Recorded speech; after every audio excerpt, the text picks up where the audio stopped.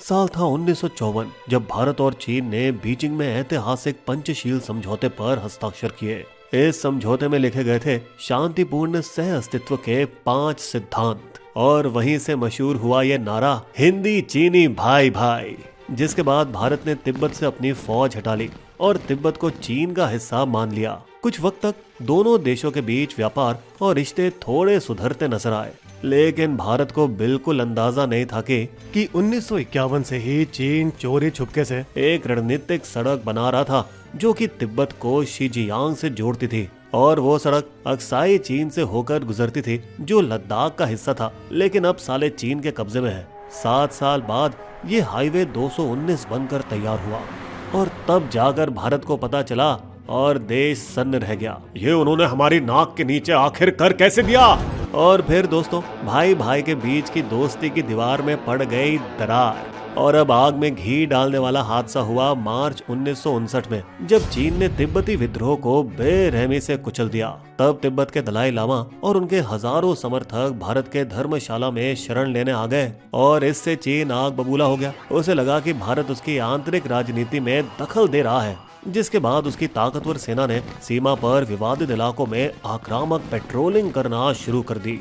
मगर भारत भी पीछे हटने वालों में से नहीं था और प्रधानमंत्री नेहरू ने अपनाई फॉरवर्ड पॉलिसी, जिसके तहत अक्साई चीन और नॉर्थ ईस्ट फ्रंटियर एजेंसी, जो कि आज का अरुणाचल प्रदेश है, में भारतीय चौकियां बनाई जाने लगी। नतीजा, दोनों देशों के जवान टकराने लगे और दिन पर दिन झगड़े और हिंसक होते चले गए। अब दोनों भाई आखिरी बार बातचीत से मसला सुलझाने बैठे। देखिए, आप नेफा में मैकमोहन लाइन को मान लो और अक्साई चीन से अपनी सेना हटा लो। नहीं, पहले तुम अपनी सारी चौकियां हटाओ और 1960 से पहले वाली जगह पर लौटो।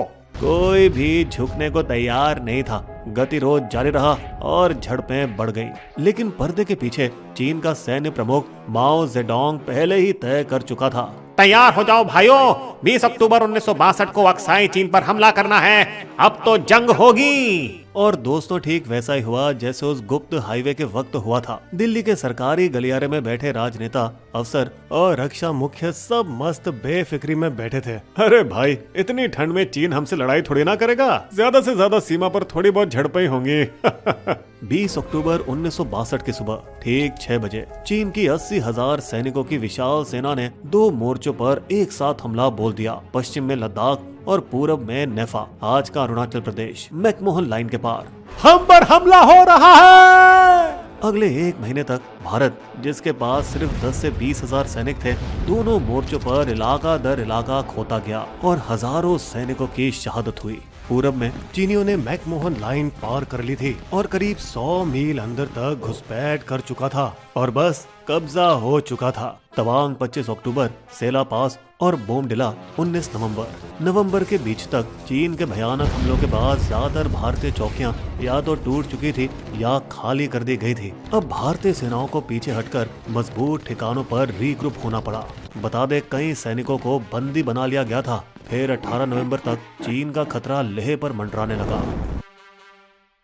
इसी बीच चार्ली कंपनी 13 कुमाऊं रेजिमेंट की एक यूनिट सितंबर 1962 में बारामूला जम्मू कश्मीर में तैनात थी, लेफ्टिनेंट कर्नल HS ढिंगरा के नेतृत्व में। जब चार्ली कंपनी के जवान शांतिपूर्ण ड्यूटी और ट्रेनिंग कर रहे थे, तभी अचानक एक आदेश आया। चीन हमला कर चुका है। आई एम रिपीटिंग, चीन हमला कर चुका है। सभी सामान पैक करो और तुरंत लेह के लिए रवाना हो जाओ। ये खबर किसी झटके से कम नहीं थी, क्योंकि मेजर शैतान सिंह भाटी, कंपनी के 37 साल के कमांडिंग अफसर, एक फौजी लेफ्टिनेंट कर्नल हेम बहादुर के बेटे और जो कि राजस्थान की राजपूत वीरता की परंपरा में पले बड़े थे। बता दें, उनके अलावा कोई भी पहले लद्दाख नहीं गया था। सिर्फ उन्हीं के पास अनुभव था लद्दाख जैसे बर्फीले इलाके में लड़ने का, जैसे कि 1948 वाली भारत पाकिस्तान जंग के दौरान। बाकी के 114 जवान आए थे हरियाणा और गुरुग्राम के अहिरवाल इलाके से, एक ऐसा क्षेत्र जहां बेटों को देश के लिए लड़ने भेजने की परंपरा है, जो चली आ रही है 1857 की क्रांति से, जहां अहिर राजा राव तुला राम ने अंग्रेजों के खिलाफ बड़ी बहादुरी से मोर्चा संभाला था। बता दें, इसी अहिरवाल के सिपाही पहले ब्रिटिश इंडियन आर्मी में भी दोनों विश्व युद्धों में लड़ चुके थे। लेकिन दोस्तों, आज बात अलग थी। चार्ली कंपनी के ज्यादातर सैनिक किसान या पशुपालक परिवार से थे और उनमें से किसी ने भी ठंडी ऊंचाई वाली जंग पहले कभी नहीं लड़ी थी। बता दें, कश्मीर से लेह तक का सफर लंबा और बर्फीला था और 2 अक्टूबर को जब बटालियन लेह पहुंची तब चारों तरफ ठंडी हवाएं साए साए कर रही थी और अधूरे सर्दियों के कपड़ों में पहुंचे जवान -डिग्री के तापमान में कपकपा रहे थे। फिर कुछ हफ्तों बाद सूचना आई, भाइयों, चीन ने पूरी तरह से जंग छेड़ दी है, कई पोस्ट पर कब्जा कर लिया है और अब वो लेह की तरफ आ रहे हैं। इससे सैनिकों में हल्की घबराहट दौड़ गई। भाई कितने आ रहे हैं उधर से? लगभग 5000। अरे हम तो सिर्फ 120 है। फिर जब उन्हें पुरानी 303 राइफलें और जमी हुई रेडियो बैटरियां दी गई तब तो चिंता और बढ़ गई। हम इन पुरानी बंदूकों से चीनियों की बड़ी SLR राइफलों का कैसे मुकाबला करेंगे? इतनी ऊंचाइयों पर जंग के लिए जहां 6 से 8 हफ्तों की ट्रेनिंग चाहिए थी, उन्हें मिली बस 24 दिन की जल्दबाजी वाली ट्रेनिंग। रातों की ठिठुरती ठंड में जवानों को अपने हरियाणा के गर्म खेत याद आने लगे और वे घर वालों को चिट्ठी लिखने लगे। माँ, यहाँ बहुत ठंड है पर तुम्हारे गोंद के लड्डू मुझे गर्म रख रहे हैं। भाई मेरी चिंता मत करना, फसलों का ध्यान रखना और रोज मेरे लिए प्रार्थना करना कि मैं जल्द वापस आ पाऊँ। 26 अक्टूबर को चार्ली कंपनी को भेजा गया रेजांग ला, एक सूना बर्फ से ढका पहाड़ी दर्रा। उनका काम था 16,404 फुट ऊंचाई पर बने चुशुल एयर स्ट्रिप की रक्षा करना, जो कि लद्दाख के लिए भारत का प्रवेश द्वार था। पुरानी बंदूकें और -30 डिग्री तापमान में अधूरी सर्दियों के कपड़ों के अलावा चार्ली कंपनी को तोपखाने, आर्टिलरी और बारूदी सुरंगों, माइंस का भी सपोर्ट नहीं मिला। मतलब दोस्तों समझिए, जंग शुरू होने से पहले ही हारी हुई सी लग रही थी। लेकिन इन मुश्किल हालातों में भी मेजर शैतान सिंह ने अपने जवानों के दिलों में ज्वाला जगा दी। भाइयों, हम 1857 की क्रांति के महान योद्धा राव तुलाराम के वंशज हैं और हरियाणा के रेवाड़ी में रहने वाले अहिर के बेटे हैं। मैं तुम सबके साथ हूँ और मैं भी यादव हूँ। नाम भले ही भाटी है, हमारी नसों में कायरता नहीं, शौर्य बहता है। जेमादार सूरजाराम, जेमादार हरिराम, जेमादार रामचंद्र, नायक राजकुमार यादव और नायक हुकुमचंद सभी अपनी लीडर की ठंडी हवा में जोश भरी बातें सुन रहे थे। दोस्तों बता दें, जेमादार और नायक ये ब्रिटिश इंडियन आर्मी के पदनाम थे सेकंड लेफ्टिनेंट और लेफ्टिनेंट के लिए, जो आजादी के बाद भी कुछ साल तक चले, मगर अब बदलाव का वक्त आ चुका था। खैर, यहाँ सैनिक रामचंद्र ने डर के पूछा, मेजर, अगर चीनियों ने बड़ी संख्या में हमला कर दिया तो फिर हम आखिरी आदमी और आखिरी गोली तक लड़ेंगे। यही है हमारा कुमाऊनी तरीका। उनके इन शब्दों ने पूरी पलटन में जुनून की आग भड़का दी और सभी एक साथ गरजे, दादा किशन की जय। दोस्तों ये नारा था भगवान श्री कृष्ण के लिए, अहिर यादव समाज के आदि पुरुष और संरक्षक देवता। दोस्तों वो सिर्फ 120 थे, लेकिन अब पूरी तरह से ठान चुके थे। उन्होंने छिपने के लिए बर्फीली जमीन पर बेतहाशा खुदाई की। दोस्तों कंपनी को लगभग 2 किलोमीटर चौड़ी फ्रंटेज पर तैनात किया गया था, जो कि 3 पलटन में बटी हुई थी। पलटन नंबर 7 सूरजा राम की कमान पर उत्तर फ्लैंक पे, पलटन नंबर 8 हरि राम के नेतृत्व में दर्रे के इलाके पर, पलटन नंबर 9 रामचंद्र के हाथों में सेंट्रल पोजीशन पर और मोटर सेक्शन राम कुमार यादव के साथ रिवर्स स्लोप पर सभी दुश्मनों का सामना करने के लिए तैयार थे। 18 नवंबर 1962 द डे, सुबह 4 बजे अंधेरे की आड़ में दुश्मन की एक विशाल टुकड़ी नालों के रास्ते आगे बढ़ने लगी।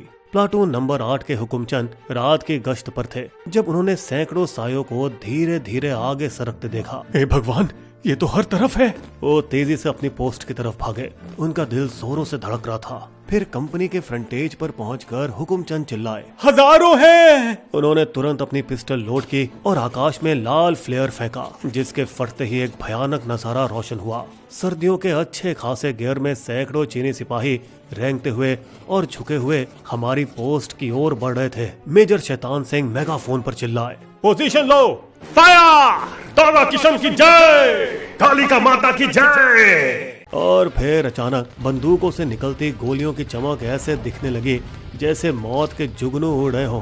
दर्जनों चीनी सैनिक एक के बाद एक गिरते गए, पर सैकड़ों और आते चले गए। चीनियों ने भी जवाब बेहद भयानक दिया। वो भी अनगिनत गोले भारतीय पोस्टों पर बरसाने लगे। सुबह 4:30 बजे घबराए हुए मेजर शैतान सिंह रेडियो पर चिल्लाए, ब्रिगेड मुख्यालय, मैं चार्ली कंपनी से हूँ। हम पर भारी हमला हो रहा है, तोप खानों की मदद चाहिए। नामुमकिन, इतनी ऊंचाई और कठिन इलाकों में तुरंत तोप खानों की सहायता संभव नहीं है।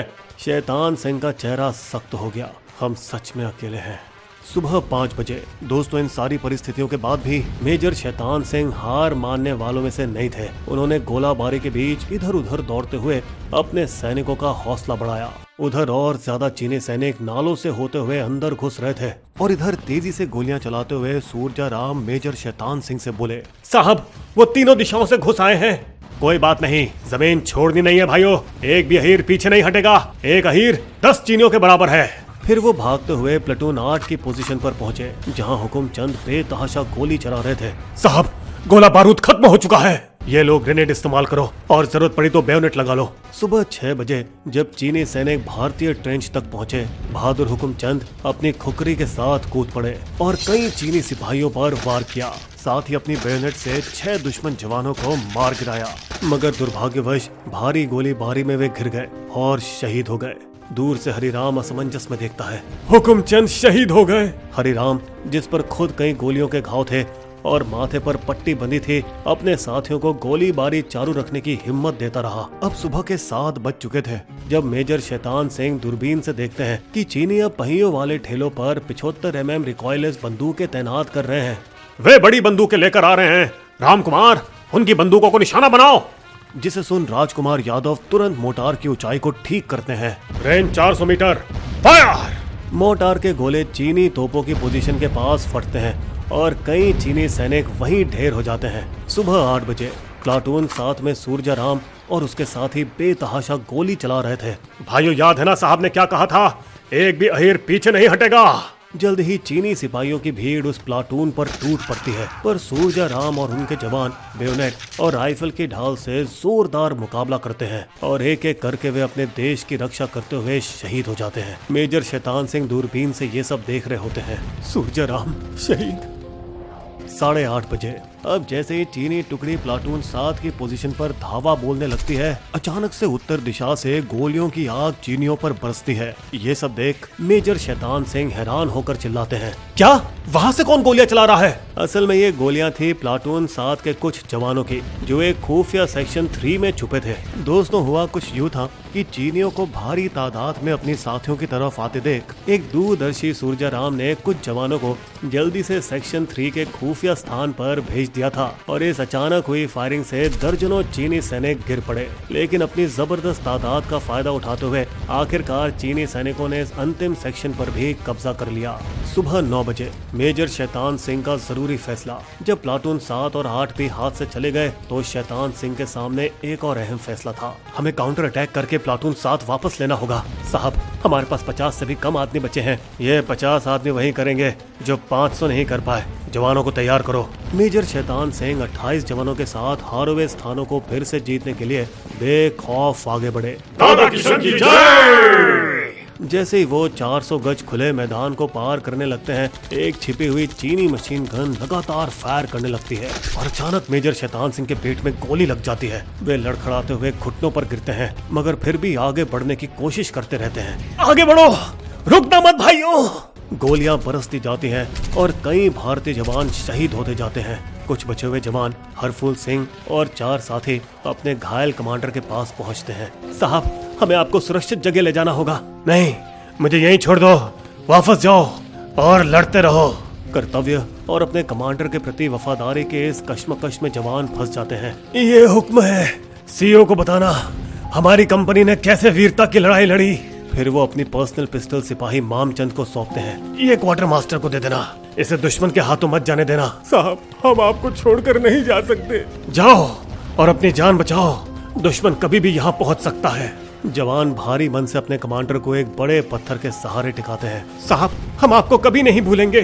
शैतान सिंह बेहद घायल हालत में अकेले ही अपनी कारबाइन से आखिरी सांस तक चीनी सैनिकों पर फायर करते रहे। इधर मोटार सेक्शन में राम कुमार यादव लगभग नामुमकिन हालात का सामना कर रहे थे। चीनी 150 गज पर है, ऊंचाई 80 डिग्री करो। क्रू लगभग सीधा ऊपर फायर करता है ताकि गोले चीनी सैनिकों के बिल्कुल पास गिरे, लेकिन अब चीनी 125 गज तक पहुंच चुके थे। अब ऊंचाई मिनिमम रेंज पर है, बेयोनेट तैयार करो। राजकुमार और उनके साथी राइफल के कुंदों और बेयोनेट के साथ चीनी सैनिकों से भिड़ जाते हैं। फिर बेइंतहा घायल रामकुमार जमीन पर गिर पड़ते हैं। आसपास अपने शहीद साथियों को देखकर वे एक तरकीब सोचते हैं, क्यों ना मैं मरा हुआ होने का नाटक करूं। ये तरकीब कमाल कर गई और वे बच गए। 12 बजे दोपहर। प्लाटून 9 के रामचंद्र और बचे हुए कुछ जवानों के पास अब सिर्फ कुछ ही गोलियां बची थीं। भाइयों, बेयोनेट तैयार रखो, अगर मरना है तो कुमाऊनी वीरता के साथ मरेंगे। आखिरी बचे भारतीय जवान बेयोनेट के साथ कई ज्यादा संख्या में मौजूदा चीनी सैनिकों पर सीधा हमला बोल देते हैं। बता दें, एक जवान ने तो बेयोनेट टूटने पर अपनी राइफल को डंडे की तरह इस्तेमाल करके लड़ाई लड़ी। रामचंद्र ने 3 चीनी सैनिकों का सिर्फ हाथों से मुकाबला किया। एक घायल सैनिक ने तो चीनी उसे पकड़ने आए उससे पहले ही ग्रेनेड का पिन खींच दिया। दोपहर 2 बजे आखिरकार जंग खत्म हुई और इजांग लाब एकदम शांत था। सिर्फ तेज सिसकती हवा की आवाज थी। बर्फीले पत्थरों के बीच भारतीय और चीनी सैनिकों के शव बिखरे पड़े थे। खोज। 3 महीनों बाद 10 फरवरी 1963 एक भारतीय खोज टीम को मेजर शैतान सिंह का जमा हुआ शरीर मिला, उसी बड़े पत्थर के सहारे टिके हुए जहां उनके जवानों ने उन्हें छोड़ा था। उनकी कारबाइन उनके पास में ही थी। मेजर शैतान सिंह, आपने अपना वायदा बखूबी निभाया। 109 भारतीय सैनिकों के शव वहीं मिले जहां वे गिरे थे। हाथों में अब भी जमी हुई बंदूकें कसकर पकड़ी हुई थी। कुछ भारतीय सैनिकों के शवों पर चीनी सैनिकों ने कंबल ढक दिए थे और उनके ऊपर बेयोनेट, हेलमेट और खत रखे थे। खत पर लिखा था, यहाँ एक बहादुर भारतीय सैनिक शहीद हुआ है। दुश्मन ने भी उनकी बहादुरी को सलाम किया। बता दें, 120 में से सिर्फ 6 अहीर ही चार्ली कंपनी से जीवित लौटे। रामचंद्र यादव, हवलदार निहाल सिंह और 4 अन्य बहादुर सैनिक। इन 120 वीरों ने लगभग 1300 से 1400 चीनी सैनिकों को मार गिराया और चुशुल की तरफ बढ़ते रहे दुश्मनों को पूरी तरह रोक दिया। इसी के बाद चीन को मजबूर होकर 21 नवंबर 1962 को एक तरफा युद्ध विराम घोषित करना पड़ा। मेजर शैतान सिंह भाटी को शहीद होने के बाद परम वीर चक्र, देश का सबसे बड़ा युद्धकालीन सम्मान दिया गया और इन 8 वीरों को शहीद होने के बाद वीर चक्र मिला। नायक राम कुमार, जिम्मेदार सूरजाराम, नायक गुलाब सिंह, नायक हुकुमचंद यादव, नायक सूबेदार हरिराम, सिपाही धर्मपाल सिंह धैया, लांस नायक सिंह राम, नायक सूबेदार रामचंद्र। इसके साथ ही 4 जीवित सैनिकों को सेना मेडल से नवाजा गया। हवलदार निहाल सिंह, कंपनी हवलदार मेजर हरफूल सिंह, हवलदार जय नारायण, हवलदार फूल सिंह। आज रेजांग ला वार मेमोरियल सूनी से लद्दाख की पहाड़ियों के बीच शान से खड़ा है और भारतीय तिरंगा गर्व से लहरा रहा है। दोस्तों, बता दें, 18 नवंबर 2021 को एक पुनः निर्मित स्मारक खोला गया है जिसमें एक संग्रहालय, एक जानकारी केंद्र और जनता व पर्यटकों के लिए सुविधाएं शामिल हैं। हमारे वीडियो कंटेंट के सोर्सेस आपको डिस्क्रिप्शन में मिल जाएंगे।